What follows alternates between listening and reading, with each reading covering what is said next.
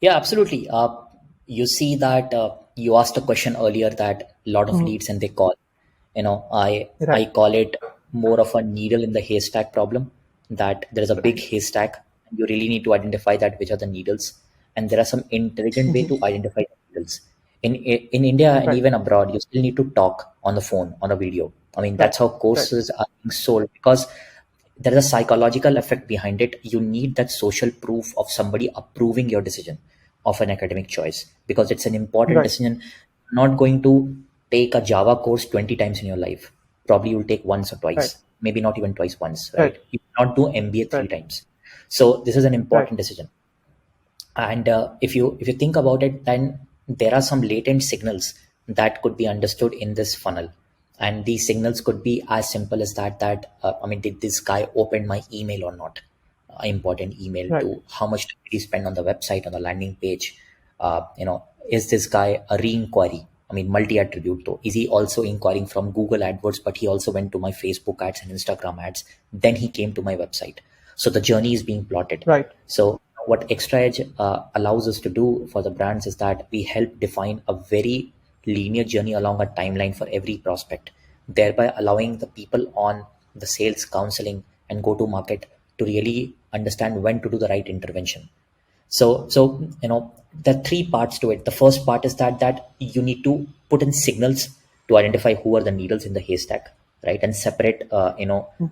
crowd from the ones who are interested in. Once you have identified that list is there with you, you really need to go double click on every one of them and understand that what's the journey is going to look like and how it has been so far. And once we do that, then our platform nudges you, right, at any point in time through automation that you need to send him this kind of email, and this should be the kind of template for it. I'll give you a couple of examples. So a guy is wanting to take admission in a university, say in Karnataka, in one of the private universities, but he's from Bihar, and his dad Right. is, from a lower middle class, and he cannot afford to pay a 3.5, 4 lakh fees, right? So when the Right. communication goes, when he comes into the funnel and we see his father's salary and income group, then the communication that needs to go from that university's recruitment and admission team to that candidate should be of scholarship and to make his life easier and make his payments and fees payment easier. Of course. Imagine a same guy Right. from Indiranagar, right, or from Vasant Vihar, right, inquiring for it, right? Right. Then the communication that needs to be go for him is that there is a deadline and you need to complete it quickly.